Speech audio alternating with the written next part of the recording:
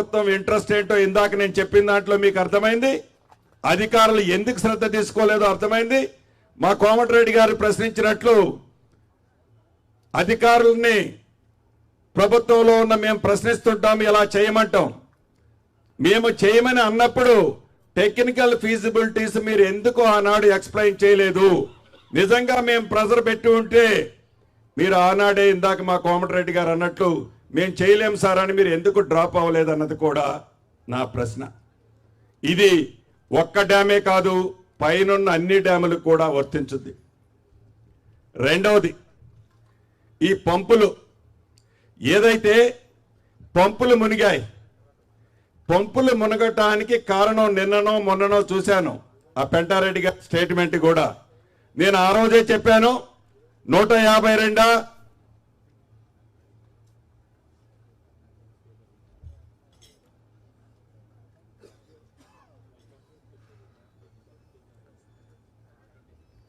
126 metres height లో పెట్టాలని నేను ఆ రోజే చెప్పాను.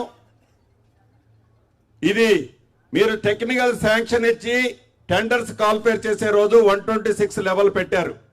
మీకు ఇంజనీర్లు చాలా సీనియర్ మోస్ట్లు మీరు. ఇది 28 లక్షల క్యూసెక్లు డిశ్చార్జ్ వస్తుందా, 30 లక్షల క్యూసెక్లు డిశ్చార్జ్ వస్తుందా, వచ్చినప్పుడు లెవెల్ ఎంత వస్తుందో మీకు తెలియంది కాదు.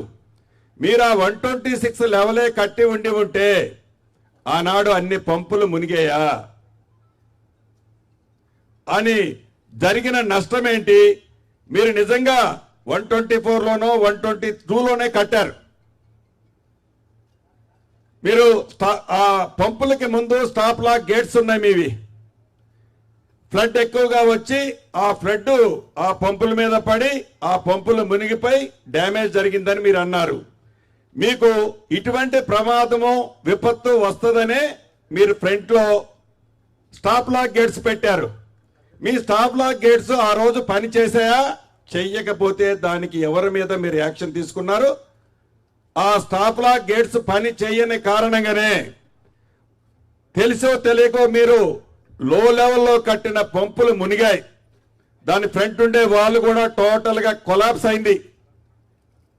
సుమారు వందలాది కోట్లు ప్రజల సొమ్ము దుర్వినియోగమైంది. ఆ టెక్నికల్ గా ఎవరు దానికి డిజైన్స్ అప్రూవల్ ఇచ్చారు? ఆ డిజైన్స్ అప్రూవల్ ఇచ్చిన అధికారుల మీద కనీసం ఏమన్నా రివ్యూ చేసి దాన్ని మీరు డిబేట్ పెట్టారా? మళ్ళీ నాకు తెలిసి ఆ పంపులకు సంబంధించిన దాంట్లో రాష్ట్ర ప్రభుత్వం నుంచి మళ్ళీ డబ్బులు ఇచ్చే కార్యక్రమంలో భాగంగా ఒక ఫైల్ సర్క్యులేట్ అవుతుంది, ఫైనాన్స్ లో ఉందని నాకు తెలిసింది. ఇది నిజమా అబద్ధమా? ఇస్తే ఏ యాక్ట్ ప్రకారం వాళ్ళకి డబ్బులు ఇవ్వాలని మీరు అనుకుంటున్నారు?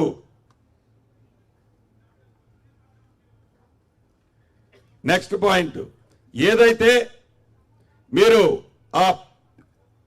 ఈ డ్యాము కానీ డ్యాము విషయానికి వస్తే మీరు ఫైనల్ బిల్లు డ్యాముకి ఇచ్చారా? ఇందాక ఎగ్జిక్యూటివ్ ఇంజనీర్ నోటీసు ఇచ్చేటప్పుడు ఇచ్చాడని చెప్పాను 2022లో. ఎగ్జిక్యూటివ్ ఇంజనీర్ నోటీసు ఇచ్చేటప్పటికి వాళ్ళ లయబిలిటీ పీరియడ్, ఆ డ్యాము కట్టిన వాళ్ళ లయబిలిటీ పీరియడ్ 2 ఇయర్సా 3 ఇయర్సా మీరు మెన్షన్ చేశారు. అది విత్ ఇన్ ది పీరియడ్ లో ఉందా లేదా? ఉండి ఉంటే ఏజెన్సీతోనే మీరు మంత్రి గారు కానీ మీరు కానీ ఇప్పుడు ఈ డ్యాముకు జరిగిన నష్టాన్ని ఏజెన్సీతో కట్టించాల్సిన అవసరం ఉంది కదా. దీంట్లో ఏదైతే మీరు ఏజెన్సీతో చేసే దాంట్లో ఈ డ్యామేజెస్ ఏదైతే మీరు ఆనాడు ఎగ్జిక్యూటివ్ ఇంజనీర్ ఐడెంటిఫై చేసింది దాన్ని దృష్టిలో పెట్టుకొని మీరు ఎక్స్పీరియన్స్ సర్టిఫికెట్ ఆ ఏజెన్సీకి ముందెప్పుడు కంప్లీషన్ అని ఇచ్చారు. కంప్లీషన్ అని ఇచ్చిన దానికి దీనికి మీరు కంపారిజన్ ఎలా చేస్తున్నారు? ఈ రోజు కూడా నాకు తెలిసి మీరు ఫైనల్ బిల్ ఇచ్చినట్టు లేదు. మీ మెజర్మెంట్స్ కంప్లీట్, మీ ఎంబుక్ మెజర్మెంట్స్ కంప్లీట్ అవ్వలేదు. అవనప్పుడు పంప్ హౌస్ కానీ వీళ్ళకి కానీ ఎలా ప్రభుత్వం నుంచి మళ్ళీ డబ్బులు వాళ్ళు అడగటం కానీ మీరు ప్రపోజల్ చేయటం కానీ ఎంతవరకు సహాయం చేసామో నేను అడుగుతున్నాను. నెక్స్ట్ పాయింట్,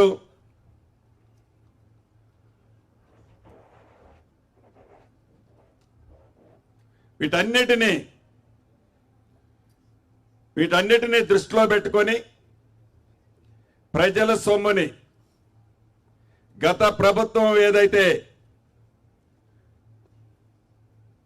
ఖర్చు పెట్టిందో అది కూడా అప్పు తెచ్చి ఖర్చు పెట్టిందో, ఈ అప్పు తెచ్చి ఖర్చు పెట్టిన డబ్బు ప్రతి రూపాయి ఇది ప్రజల సొమ్ము, ఇది ప్రతి నెల వడ్డీతో సహా రాష్ట్ర ప్రభుత్వం రేపు కట్టాల్సింది.